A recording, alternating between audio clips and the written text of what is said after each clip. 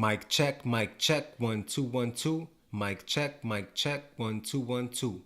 Hey, welcome to the Eastside Morales Podcast. I'm your host, Rick Garcia Vega. Now, on this first episode of the Eastside Morales Podcast, we have the good homie IceRocks. Now, IceRocks works as a producer as well as tour DJ for Mayhem Loren. He is also 1/4 of the crew, DXA. He was gracious enough to take time out of his schedule to talk touring, international dining, the influence of Wu-Tang Clan's 36 Chambers. He also talked a little bit about his new project that he's working on.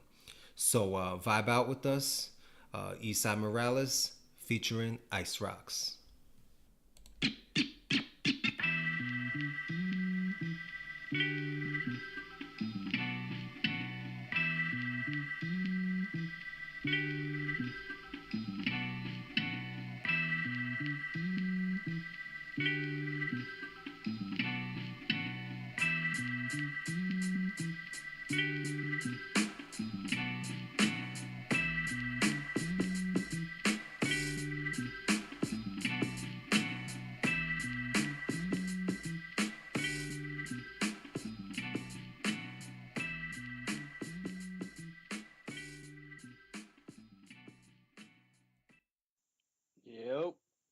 What's going on, man? What's the deal? Chilling. Oh, yeah, let me get this video up. All right, what's good, man? Chilling. What you working on?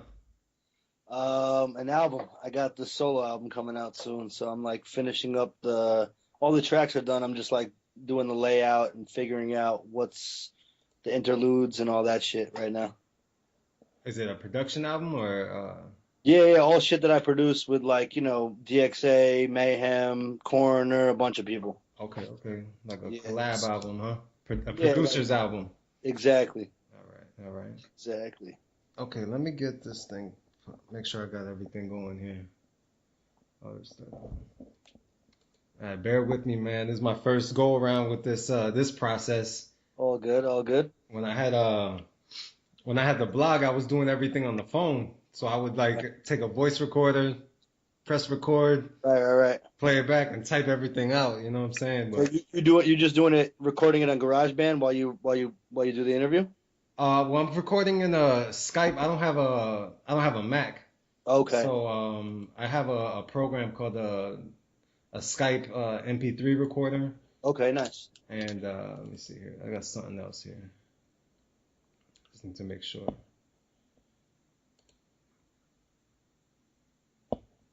Here we go. Okay, man. So pretty much what I was telling you through the message, I kind of fell back off the blogging and things like that. I kind of just fell back from music, period, just everything. You know what I'm saying? I've been chasing it for years, and I chased the money instead. You know what I'm saying? I put the music to the side, and I was just like, you know what? I'm gonna just focus on getting money. I actually had a conversation with Muggs, and he told me he just told me like how just people get money, you know what I'm saying, in music, but they don't know what to do with it. They blow that shit, and he was like, you need to start learning about investing in real estate and investing in gold and things like that. So I was like, You know what, you're right, you know what I'm saying, because he's like, I got all this shit going on, and I don't worry about making money through music. That's how he did all those projects, because he does this shit for fun.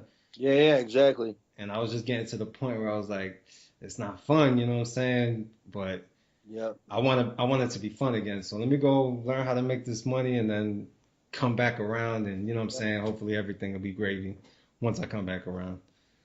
But I want to reach out to you first. You know, you're gonna be the first guest. I met you in Austin some years ago. I don't know what show it was. The show with Rock Marciano, right? With Mayhem and Rock. Yeah, it was at Tejas and Tejas, I believe. Yeah. You didn't go to the other show when Bronson was down here? I was there for 2013, but not 2012.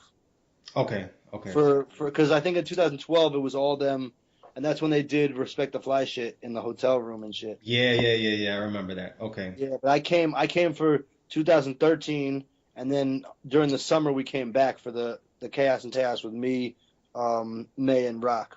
Okay, yeah, That's when we were chilling backstage or whatever, kicking it. yeah, I remember that. Okay, so, but prior to that, I kind of knew about you and I knew about your crew, DXA. That's how you pronounce it, right? DXA? Yep. Okay. Before we get into all that, I just want to kind of get some background on you. Like I said, we just met. I know you through social media, you know what I'm saying, Yep. through Mayhem and things like that. But I don't really know you, and Yep. so kind of just some background on where you're from, how where you grew up and things like that. All right, so I grew up in, Stuytown, Peter Cooper, like I, right on the.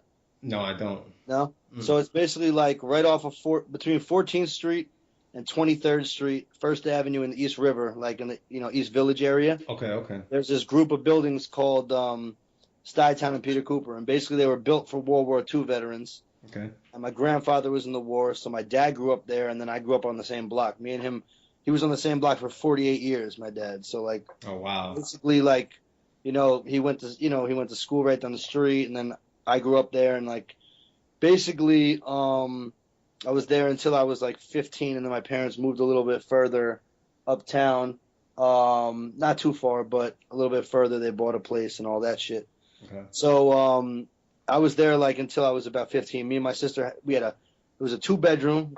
Me and my sister shared a room. We had a room divider and all that shit. Yeah. I was 15, and I was like, this is getting crazy. 15, right? Damn. I was like, I need my own room. Like, but finally my parents made that happen. So, and I've always been into kind of music and shit. Like my dad was into classical music, and that's kind of how I got into that. But I was like, this is not really my thing. I need to, find new stuff. And so, I mean, the album that really changed my life was 36 Chambers. Yeah. I was 10 when that came out. I heard it. I got this kid to get it for me on cassette tape. Yeah. Because I couldn't go into HMV or Tower or whatever and buy it. And yeah, it just kind of like, I heard that and I was like, this is crazy. I never heard anything like this before. And, the years to come, I kind of was like, all right, I need to figure out, like, I need to, like, know how this was made, Mm-hmm. So that's when I started getting into the samples and, like, learning, like, what a sample was. And then I started getting into jazz and funk and soul and all that shit. So did you start reading like the production credits and things like that inside the tapes? Yeah. Okay. Tapes and then the CDs. I would always look who produced the track, the writing credits. I would look at if the samples were like on there or not, and then a lot of them weren't credited, so you'd have to go find that and figure it out. But yeah, that's kind of like how it all started. And then when I was 13. I like tried to convince my parents to buy me turntables, and my dad's like, I'm not buying you Technique turntables. You're crazy. So he's like, I'm going to buy you the DJ in the box for $300 for the 2 crappy belt drive turntables and the crappy mixer. Mm-hmm. And that's kind of like where I got my start. I was like, I started going record shopping and kind of like, running around the city looking for music. And that's kind of where it all began. And then I wasn't even making beats back then. I was just like literally listening to records. And then a couple of my homies were like, yo, like you should really, like I was freestyling with them, drinking 40s after school and shit. And they were like, yo, you always had an ear for beats. Like you always liked the beats. You should really produce. Like I think you'd be good at it. And I was like, oh, you guys just don't want me to rap. And I was like, nah, for real, I think you'd be good at it. So I started making a few beats. Like a couple of my homies told me to, to do it. And I really took like a liking to it, and I think I was much better at that than rapping. So I was like, you know what, this is where it's at. So you said that your dad was heavy into jazz. He was heavy into classical music. Oh, classical. Okay, so yeah, classical. my dad when I was like, growing up, my dad had like thousands of classical CDs, reel to reels. He had the old TIAC reels, and he used to record stuff off the radio onto reels. Like he was nuts with it. Then he had the vinyl. And Did he play any instruments? No, my dad never played anything. It was like the sound of it, huh? Yeah, he was always into classical and opera. Like he was always just like very much into that. And I don't know. I mean, he's really smart, so maybe I don't know. I always kind of equate people that listen to classical music with being smart, and I don't know if that's because they're supposed to play that when you're like taking tests and stuff. It's supposed to like increase your brain frequencies or whatever. But I don't know. He was really into it, and I kind of was like, all right, let me. I respect it. It's not really my type of music, but I respected it, and the fact that he was so obsessed with it, and that's kind of where I got my obsession with music. I think it all came from him, kind of. Okay, all right. Damn, you know what? That a lot of that didn't get recorded, but it's all good. All right, let me see here. All right. Okay, so you said that Wu-Tang first, well, actually 36 Chambers really got things going for you. Yeah, that was like kind of what kind of got me thinking about like, okay, what is this and what? I mean, I had listened to like Run DMC and LL Cool J and a few other things. You know what I mean? Yeah. But 36 Chambers was kind of like when I started like thinking about like music in a different way and kind of I was like, this shit is so different from anything I ever heard before. Yeah, it was actually it was the first time anybody heard anything like that when Yeah, Wu-Tang dropped, with the samples and the martial arts influence, and it's crazy yeah, how it just drew people from everywhere to it, yeah, and it's like it's still a global phenomenon. yeah. It's Um, crazy. all right, so let's talk about you and your crew, like how you guys connected and things like that.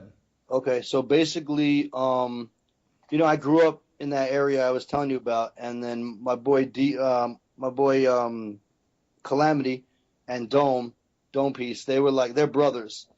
They're Okay. like they grew up basically across the street from me, so I knew them since I was, I mean, like 7, 8, something like that. Oh wow. Okay. Um, so like we're like pretty close, but basically I didn't really hang out with them that much back then. But we had known each other, playgrounds, whatever, little league and all that crap. Um, but then I started skateboarding around. I guess I had been skateboarding for a little bit, but when I was like 12, 13, me and Calamity started skating together, and like we would all hang out, and then basically D-Face and them started hanging out when they went to high school together.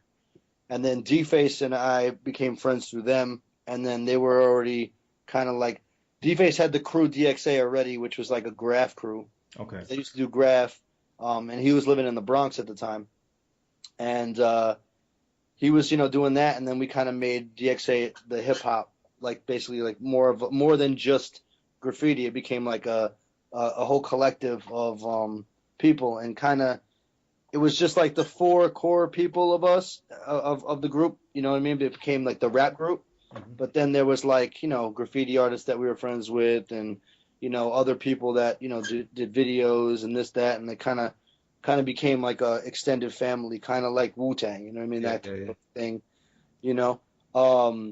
So yeah, like I have a homie, overseas that does graffiti like in other countries, and he throws up DXA. I've had people tell me that they've seen it in like all these different countries and shit. Like it's kind of cool. Someone sending me pictures of like from Italy or France or wherever, and I'm like, yo, that's That's what's up. cool. So Okay. that's kind of how it all came together. But yeah, that's like a general overview. Okay, so like so I'm glad you brought that up about overseas because I guess from my small bit of knowledge about what's going on with you is that you actually you recently came off of a tour with Mayhem, but this is not your first time touring overseas, right? No, no. You did tour with your crew, right? Yeah, we did. We did. It was a small little run. We just did. We did two dates in the Netherlands and then one in Germany. Um, yeah, we basically. I had went out there to link with some record label people that I knew, like small, independent labels, and some artists that I had known just from like the internet, just from putting out music. And I basically connected a few dots, and then we went back later in the year and did like a little run, and it was dope. It was like we got a lot of love. We sold a bunch of records. Like it was definitely a good time. Um, But yeah, it was a nice like seed planted, you know. Yeah, yeah, that's what's up, man. So like, okay, and if I think back, that your first time going out there, and was that like what 4 or 5 years ago, something like Yeah, that? the first run we did as with DXA, it was 2012. It was actually Yeah. we were out there, and we were supposed to come home, and we got stranded out there because of Hurricane Sandy. Oh, word. Okay. So we were actually in Amsterdam, and I get an email saying that our flights were canceled, and I was like, what the fuck? So I start making some phone calls, and they're like, yeah, there's like a crazy storm approaching, like. So they're like, oh, you're not gonna be able to come back. Wow, that's a So trip that has been that long since Sandy. yeah, it's 5 crazy. years already. Goddamn. So I mean, out of all the places you get stranded, Amsterdam's not the worst place. Yeah, So no doubt. you know, Yeah, yeah, yeah. I So do mean, you? of course, I was worried about the studio being flooded and shit, but Yeah. Astoria is a little bit higher, so we were all right. Nothing was it kind of all hit Jersey and like the Rockaways and all that shit. But yeah, we got to spend an extra 5 days in Amsterdam, and not so bad. So this is where you're at now. You're in Astoria. Yeah, I've been out here for, I mean, 12 years now, about. All right. Yeah.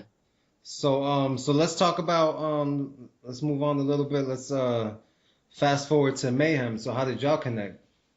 So Mayhem and I basically we linked when D-Face and I from DXA had a radio show at Baruch College, and we just did a show called The Dirty Hour, and basically I met the Timeless Truth brothers Okay. at Baruch, and we were just doing the show, and they were like, "Oh, you got to meet this cat Mayhem. Like, he's dope. He's out of Queens. He's doing his thing." I was like, "All right, word. Like, let's do it."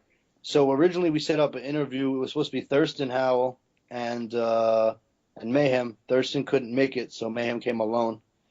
We did the interview. He was cool. I liked his music, and then at the end of the show, I had him do like an exclusive like rap, over a beat.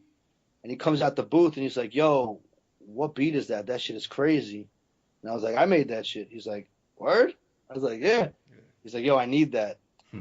I was like, "Yo, I'm actually using it, for the DXA shit, but I definitely get you something." I was like, "Come to the studio." So he came to the studio. I played him one beat, and that was "Got the Fever." Got the fever. Yeah, that was my introduction. Yeah. So let's go back a little bit. You said you did an interview. What were you doing? You had something going on pertaining to that? So we basically had a radio show. Oh, So okay, a radio show. Okay, I thought you meant at the radio show. Okay. no, we were doing a radio show. We had a radio show running for like, I think it was 3 or 4 years, Mhm. and for the vast majority of the show, we never played the same song twice. So that was like Oh, our okay, thing. We so did we played like underground, independent hip hop, just like all types of old stuff, new stuff, and we basically kind of prided ourselves in not playing the same crap over and over again.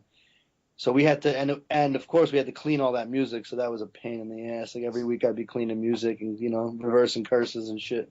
so was that like a pre-planned thing to not play the same thing Um, twice, or just over I time you mean, kind of felt like we skip wanted to, this? yeah, that was kind of like the idea. We were like, let's not, we don't want to make it a thing where we just play the same thing. That's what all these top 40 places just do the same crap. So we're like, let's do something different where we kind of like, it kind and I think we did it because it makes you seek out more music, and you're not like you don't get caught up in the same crap over and over Yeah. again. So I kind of felt like it was a way for us to explore a little more. And yeah, so we try to make that like a focus. Okay, so you get with Mayhem. The first song you record is "Got the Fever." So basically, I gave him the beat. He liked that beat. He was like, "I want that one." I was like, "All right." So I gave him the beat. And at the time, he was working out of a few other studios and shit. So so I guess he basically was like, "Yo, I recorded the track. Like, I'm gonna give it to you." And I was like, "Oh, send it over." He's like, "Yeah." He's like, "I'm just meet me." He's like, "I'm out in Queens." I was like, "Just meet me." I was like, "All right, work." So I met him on Queens Boulevard, and he gave me a fucking CD with like the files on it. Yeah. And I brought it back to the studio, loaded it up. I was like, "Word." So we mixed it, and then like a few months later, he's like, "Yo, I'm shooting a video for it. It's taking a while, but it's gonna be crazy." And then once I saw the video, I was like, "Oh my God, this is insane." To hear your music, to see the graph, to see all of it connect. And it was like, and I knew, I didn't know how much of an impact it was gonna make. Yeah. But it was definitely knew it was something special. You know what I mean? Like Precision did the cuts, DJ Precision did the cuts and killed it. And yeah, it was just, I feel like everything was kind of lined up correctly for that one. Okay. All right, let's change it up. A little bit. We'll still stick with the mayhem vibe because I want to kind of talk about the touring. I'm just fascinated by countries. Yeah. But with mayhem, he's a big foodie, right? So what's it like to go when you go out to go eat with this guy, man? Are you a foodie or is it something that you got introduced? No, I'm a big fan. I don't necessarily eat on a professional level like he does. Yeah. You know what I mean? I don't get paid, money to do that on TV. But yeah, I've always been a big fan of good food, and I actually used to like, I used to work in the food industry a little bit. I did like, I was a manager at Trader Joe's, and I did like some of the, basically some of like meal stuff and wherever. But I'm a huge fan of just eating. And you're a classic New Yorker then, because that's like the melting pot right there. Exactly. And like growing up in the East Village, Lower East Side area, there was always an abundance of wonderful places to eat. So so basically it kind of all falls in line. So how would you compare and contrast with the Lower East Side? The access to the type of food that you have over there versus living in Queens, because isn't Queens like the melting pot of the? Oh, it definitely is. I feel like, especially out here, there's there's every type of food you could possibly want within a 10-block radius. Yeah. You have Greek food, you have Asian, all types of Asian cuisines, you have Italian, you have like Filipino food, you have this, a little bit of everything. So that's I love. But I feel like the Lower East Side kind of, it's become more that now. Mm-hmm. I guess growing up it was more like Puerto Rican food and Jewish food and like shit like that. Yeah. Obviously Italian food. More common culture. Right, exactly. Yeah. Now it's kind of branched off, and obviously there's a ton of fusion places everywhere, like mixing this and that and whatever. But I don't know, like I feel like I eat a little more ethnically out here. You know what I mean? I'll go to like certain spots which is like specialized in certain things, and I feel like in the lower it's more like you kind of move around a little bit. It's not just like as specific. But every place is a little different, Okay. So let's talk about the tour. How'd the tour go? How many cities did you guys hit? How did that go? Well, we did. You saying overseas or the one when we were here? Let's talk about you were overseas first, or I think you were overseas first, weren't you? No, we were in the States first. In the States first. Okay, all right. So how did that go? I want to know how that goes because you constantly hear about in the States is not the same as far as going overseas. I don't know if I necessarily believe that because I've been to a few places myself and it's always been popping when a tour comes through. But how was it for you? Traveling? It was dope. It's a little different, I guess, because in the States people tour more. I feel like. And they're like certain places are used to people coming by more often. Mm-hmm. So like, for instance, New York, there's a show every freaking night everywhere. Yeah. You know what I mean? Same with like LA. But in certain places you go and there's, like not as much access to artists coming through certain areas.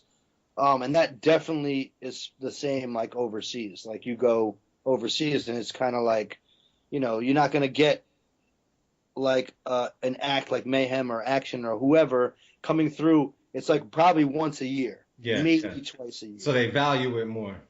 Well, yeah, so they kind of like I need to make it to this show. You know what I mean?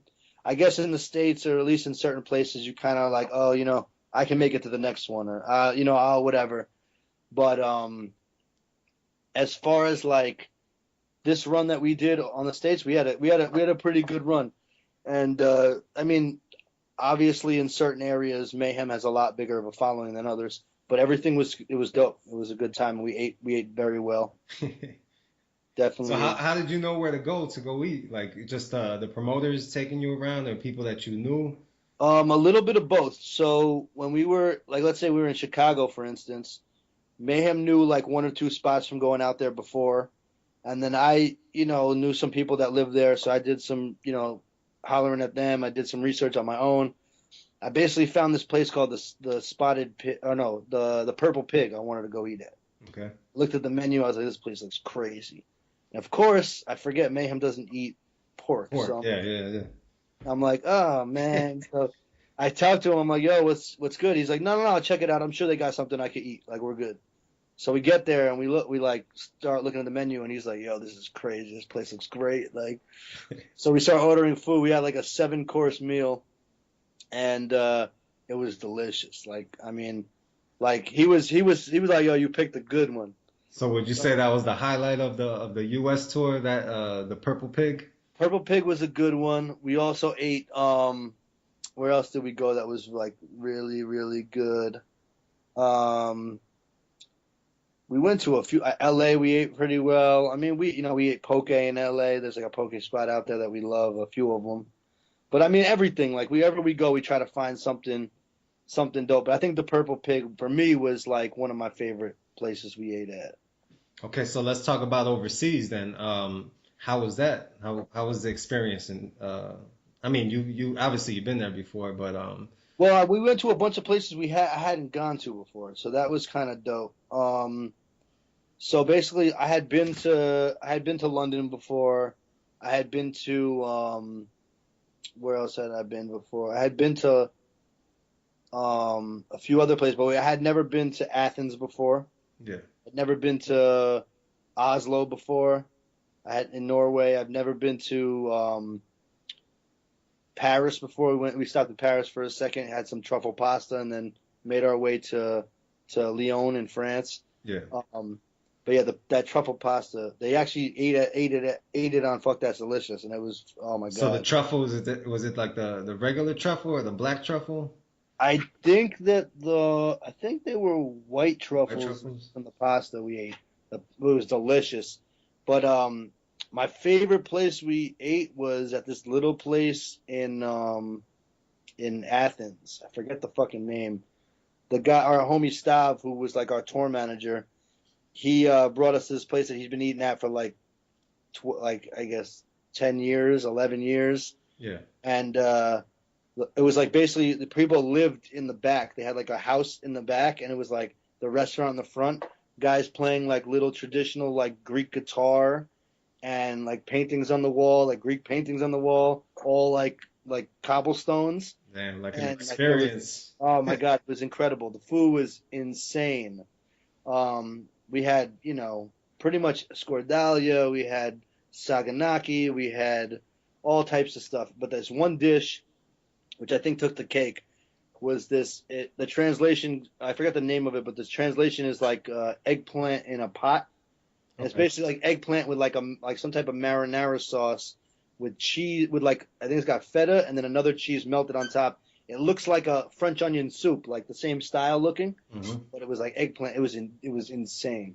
It was covered. The pot was covered it was like cooked in the oven type. Yeah, it was cooked in the oven, and like the top cheese was like, like a little bit like burnt a tad. Yeah. It was insane. It was insane. Wow. And it was cooked in like a clay pot. Like it was pretty insane. Okay. And Athens, like if you let the media tell it, Athens is falling apart. But how did it look to you? It looked like me and May were talking about it. It looked like the like New York in like the 90s, like early 90s. graffiti everywhere. Yeah. I had not seen that much graffiti in a long time. I was definitely like, I was impressed. It was just everywhere, and it was. I mean, yes, they say that like obviously things are cheaper now because the economy is not doing so well, but I don't know. It's. I just like the vibe. I like the vibe there. It was like really cool. Like I don't know, maybe because we were there with someone who grew up in that neighborhood and like took us around to places that we might have not found otherwise, or you Those are know, always the best trips, man. Whenever you go somewhere. yeah, I don't like to go anywhere unless I know someone who's there because Exactly. I'm like, listen, I don't want to be a tourist. A I don't want tourist, to walk nope. around and yeah, maybe we went to the Acropolis to see that and everything, but I want to like eat the food of the locals. I wanted to go get the best olive oil. I wanted to go get some raki and drink that and Yeah. kind of like soak up all that. So our boy Stav took care of us in Athens and definitely took us around to some good places. So that was dope. And then in Oslo, that was probably my second favorite meal.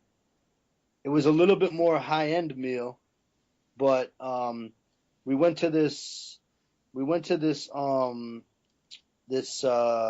it called? This little restaurant that had just opened like 2 weeks prior, and they hit up the promoter and was like, "Yo, we wanna bring them over here for a meal," and they gave us a whole meal and they gave us like a tasting. So it was like, it basically like we're gonna feed you until you tell us to stop. Yeah, that's what's up. And so they started bringing us like dishes. It was pretty great. I'm trying to find the name of the place because it was like that good that people need to go check this place out. In Oslo. For some reason that like I'm not a foodie, you know what I'm saying? So You just like chopped cheese and yeah. Sandwiches and shit like that. I mean, I like a good food. I guess I just haven't experienced too much outside of my culture, outside of American culture, yeah. and everything that falls into there. Well, I feel like I mean, at least American culture I mean, you're from New York, right? No, I'm from Massachusetts. Oh, you're from Massachusetts. Okay, Yeah. where at? I'm from Springfield, Massachusetts. Okay, I used to go up there to like hardcore shows with an ex-girlfriend of mine when I went to school at Hartford. Oh, did you really? Yeah, Hartford's like 15 minutes, 20 minutes or something like Yeah, that. we used to drive up there and go to like these crazy hardcore shows and like mosh pits everywhere. Good times. But yeah, I mean, I feel like even like here or even in places like Boston, I feel like there's like a lot of more than just one. You know what I mean? It's like such a mix of cultures. Yeah, Maybe yeah, that's definitely. so I feel like American culture and American food is so much like kind of borrowed from. I mean, I guess it's like everything is It's borrowed from everything. Everything. It's not even, I mean, what is an American food? Hamburger and fries, you know what I'm saying? That's right, right. pretty much And American nowadays food. you get a hamburger and fries, and it's like Hawaiian style with Yeah, like yeah, you got all different California, types of, yeah. or like you get this kind of beef or this kind of whatever. It's like it's hard to differentiate those. What was I gonna? Oh, here we go. Here we go. I think I found. Maybe I didn't. Here we go. The name of the place in Oslo is called Brutus. Brutus, and the food was delicious.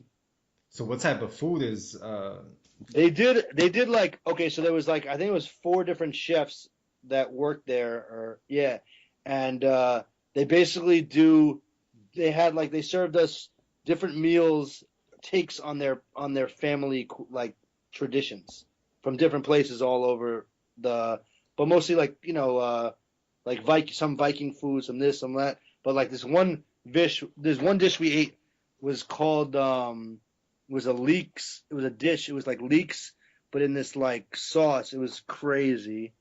They gave us. I mean, there's a little bit of this, a little bit of that, but yeah, they just kept like they gave us like a small portion. We eat that, and they bring another one, then another one, and then like we just kept going. have you heard about this, I think it's this Icelandic, national dish where they cook a puffer or they ferment a puffer and, I don't know, they eat it for, I guess, some type of holiday out there. Really? But they ferment this, like they'll hunt, the puffer penguin looking Yeah, bird yeah, type of yeah. thing, Yep. and they'll hunt it, and then I don't know what they do to it, but I think like 6 to 8 months or something like that, they ferment it, and then I heard it smells like shit, but they Oh, love it I've out there. heard about this. I have heard about this. Someone Yeah. was telling me about this like not that long ago. Oh man, I have. I've never had it, but Would you try it? I would try it. You would try it? Wow. I'll eat anything, man. I'm a little crazy like that. I don't have. I like. I'll try like any food at least once. Okay, Like okay. Yeah, even I don't even know if I could bear the smell of something like that. yeah, yeah. I mean, maybe not if I was in the same room as it, and I'm Yeah. like, no, no, I'm good, I'm Yeah, good. yeah, yeah. But I'll at least I'll entertain the idea, you know? What about I know I've seen on No Reservations one time when Anthony Bourdain he went somewhere to some Alaskan community, not Alaskan community, but an Eskimo community Okay, in it was in Canada somewhere, but they okay. ate like a seal in the living room like raw. Did you see that one or you hear No, about? no, I haven't seen that. Yeah, it was a trip. Like they killed it, they hunted the seal, they killed him. And they ate it raw, just like Yeah, they took it into their kitchen and they had their whole family there and they just like cut it up right there and they were eating it. They had it laid on some newspaper or whatever and they were just eating it like that, you know what I'm saying? And drinking the blood and I was like, yo, this is crazy. I mean I couldn't imagine doing no shit like this. that's crazy. That's crazy. I But try to like my food cooked a little bit. I mean, yeah, for real, you know. but I mean, like I like sushi and stuff, and I like other things. I've had steak tartare. You know, I've eaten a lot of other things. I've even had I've never had whale, but I've had like crocodile Yeah. and all like different shit like that. I've eaten I've had like a couple of insects in certain places, like cooked insects. Oh yeah. Um, but I never had like roaches or anything like that. Nah. People I eat mean, that. do people do that? They eat roaches? Yeah, some places they'll cook them and like yeah, I don't know. It's a little weird. But that's just from childhood having roaches in my house. I'm not Yeah. trying to kill them motherfuckers. Like Nah, yeah, you got the phobia on them. trying to stay away from them. Just like rats, you know what I'm saying? People eat Oh, I hate. rats, you know what I'm Oh saying? God. But like I can't even look at a rat, you know what I'm saying? And I'd rather deal with a dog than a rat, you know? Oh yeah, yeah, definitely. Any day of the week. All right, let's transition back over to the music, man. Now, we know you from DXA, we know you're working with Mayhem. Is there any other artists that you've worked with that I wouldn't know about or I wouldn't be familiar Yes. with? Um, I'm working on some stuff with my boy XP from the Rhyme Okay, Addicts. yeah, yeah, yeah. I don't know if you're familiar with his stuff. But yeah, we're working on a whole project. We got some good stuff in the works right now. I'm working on a whole project with my boy Sick with the Pen from the Bronx. Okay. He's kind of like a more uh, like unknown MC, but we got some fire. Okay. And same with my boy Al Bogues from upstate. We did a few songs. We released a few songs and like one video. Um, one of the songs that got Mayhem on it. It's called Ice Cold. We put it out a little while ago. It's up on SoundCloud and everything. Yeah, I've heard of him. I probably heard of him through you, or I've probably Probably. seen him online somewhere, or He's through done he's done he's blogs. done some stuff with some other people that I fuck with too. Okay. So those are like the three main, and then I got my solo project coming out, um, which is got all of them on it, plus DXA, plus Mayhem, and a bunch of other people. So And do you engineer as well? yeah, I record most of the stuff. Like most of the stuff that all the stuff you've heard with me and Mayhem, I've recorded. And I've recorded other stuff. I used to record, the J Love sessions here, or D-Face would record them here. We used to record Action. I've recorded Killer Shot. I mean, we've had tons of people come through here. So we do all that as well. Okay, so also you've been in the mix for a while then, huh? Killer Yeah, Shot. I was playing the background for most of back then. Yeah. I just had the studio and I was working a lot, so I had my my homie basically running the sessions out of here while I was at work trying to make double money. Yeah, yeah, understood. But yeah, then I kind of stepped into the driver's seat and decided that I wanted to do music full time, which is not the easiest thing to do. Any entrepreneurial pursuit is a tough thing to crack, man. You know, you got to be really mentally tough, man, and focused on where you're trying to go with it.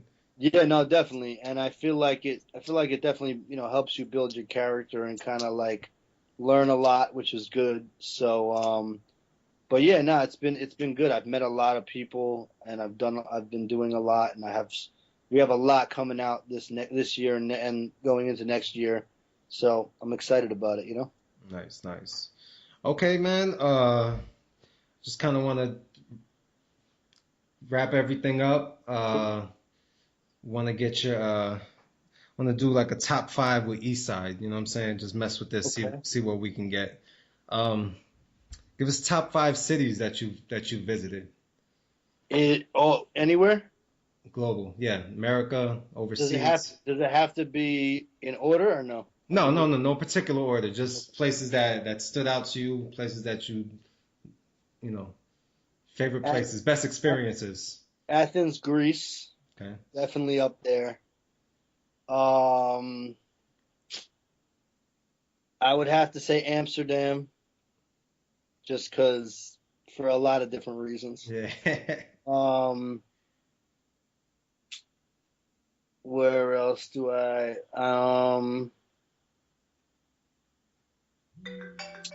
Where else do I really like to visit? What else has been really good to me?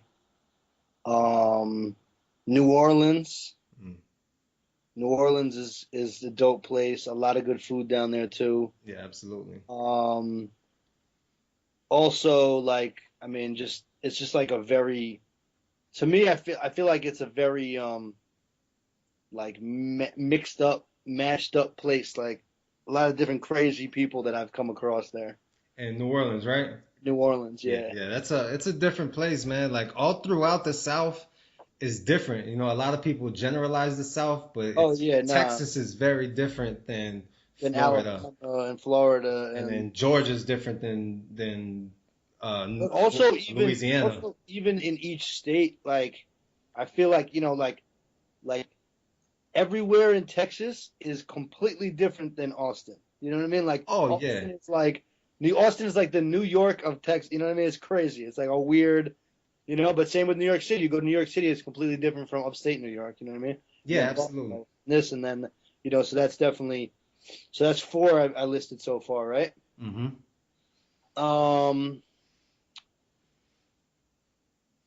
Oh God, the last one's hard.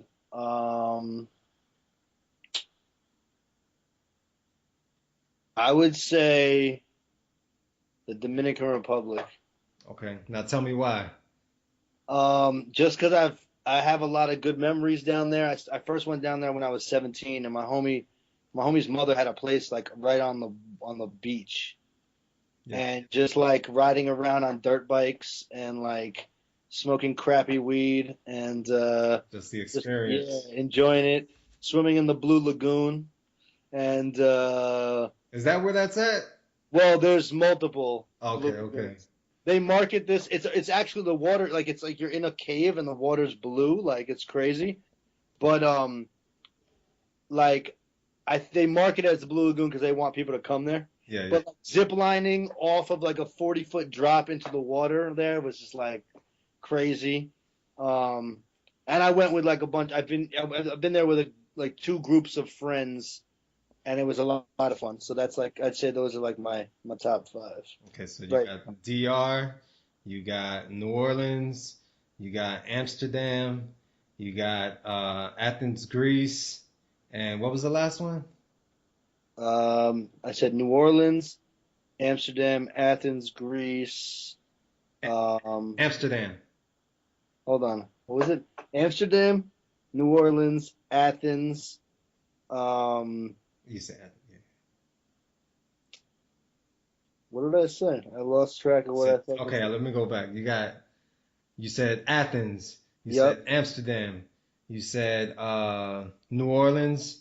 You said the DR just now. Right. And number five, I can't remember. I mean, number four, actually. I can't remember. I'm drawing a blank. I'm drawing a blank. I thought I said somewhere overseas though, but maybe I'm bugging. Or did I only do four? I think you did four then because I remember you stopping there. Because we started talking about regions. We started talking about New Orleans, and I think we got Okay, top. so um, I would say if I'm adding one more, I would say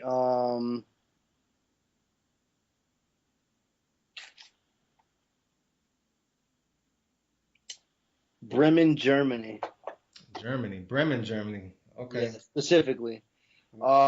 That was one of the first places. That was the first place in Germany I had ever gone, and I had some homies out there that I had been talking to about music forever, and that's the only place in Germany I've ever performed.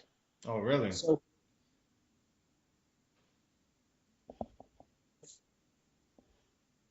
Oh,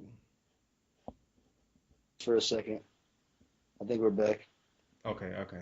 All right. So you're And yeah, saying that that was was the first place you ever performed? in Germany. Yeah, that was the Okay. first place I ever performed. Oh, I did say I said Amsterdam too, didn't I? Or did we Yeah, just yeah. say? We counted Amsterdam. You said that was part of the four. Okay, so yeah, so Bremen and my homies out there, they've been always been good people. So we talk to them on a regular basis. So Okay. All right, man. So wrapping up, you got your production. I mean, your yeah, your producer's album coming out. You're working yep, on that right now. We caught you in the studio. yep. Um, just came off tour. How was that show in DC? The DSC show was cool. It was dope. We had a good time.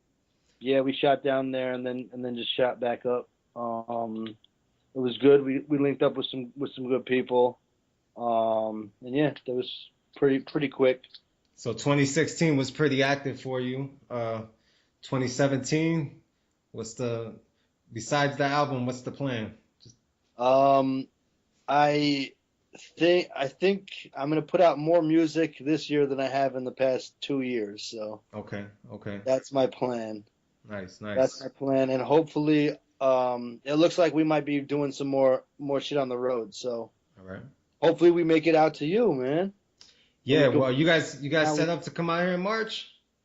I think we are coming out there at some point. I don't know exactly. I don't think we're doing South by Southwest though. No. Okay. Yeah, I'm No. gonna go out there, man. I don't know, like every year it kind of gets more corporate, a little bit Yeah, crazier. I've been talking about that for a little while now. So how many years have you been out there to South by? I only went. I think it was 2 years I went, or maybe it was just that 1 year. I forget. But we stopped really going just because it was like, I don't know. It just wasn't really the same. It wasn't really like what it used to be. Yeah, yeah. I know, and even I know the guy that used to set up a lot of the hip hop shows out there, and they I guess they parted ways with him a few years ago, and that's when you started seeing that decline because he was all Yeah, about keeping that independent cause, aspect of South by Southwest. right, and because basically what I noticed is like if you're not on the Fader Fort stage or the fucking whatever stage like or the this it's nothing. You know what I mean? I Yeah, feel like it's just like not even worth it. Like there's I don't know when we went I feel like we caught the last of that. You can be on like the Man Bites Dog stage or the whatever and it still be dope. You know? yeah, they did that. They did that a few years ago. The Man Bites Dog, but I haven't heard much from those guys, man. Me neither. The Last, last thing I heard was Coroner's album. yeah, yeah, Coroner's album. And you say you Man, got him on the on your album, right? yeah, I got a crazy track with him and PF doing the cuts. Okay, that's what's up. Solo joint, right? Yeah, it's like a East New York anthem for the two of them. Is that where he's from? East New York? Yeah, both of them, Coroner and PF cut, and that's why. So I had Coroner on it, and he did the whole track kind of based on that. And I was like, yo, I was like, I need to get PF on this just to like solidify those cuts because I came up with the idea and he murdered it. So All right, all right. Well, yo, appreciate you taking the time out, man. Hopefully no, this thing came out all right, man. This first go around. no doubt. If we have to do it again, you let me know. Yeah, for sure, I man. got you. I'm gonna go over all the footage and everything like that just to make sure everything came out straight. But hey, man, best of luck to you, man. We will definitely be in. I'll be in touch with you once this is done, if it's done correctly. You know what I'm saying? But if it's not done, then I'm gonna hit you back up. But No if it doubt, I is, got you. It ain't no thing. once I got it all wrapped up, I'll send it out to you, man, and you can check No it out. doubt. When are you starting? You just like have an idea of when you're trying to put the whole podcast thing back up and running, Once again, thanks to IceRocks for taking the time out, and a big thanks to everyone listening. Now you can check his music out on SoundCloud, and his handle is IceRocksDXA, as well as follow him on Instagram at IceRocksDXA. That's IceRocksDXA. Just pretty much just Google his name, YouTube the name, and you can probably find all the material you need to find on him. Um, Also, check us out on SoundCloud. Give us a follow on SoundCloud, and that's at Eastside Morales. That's EASTSIDE MORALES. Also, give us a follow on Instagram, and that's at Eastside Morales, as well as a like on Facebook, and that's /Eastside Morales.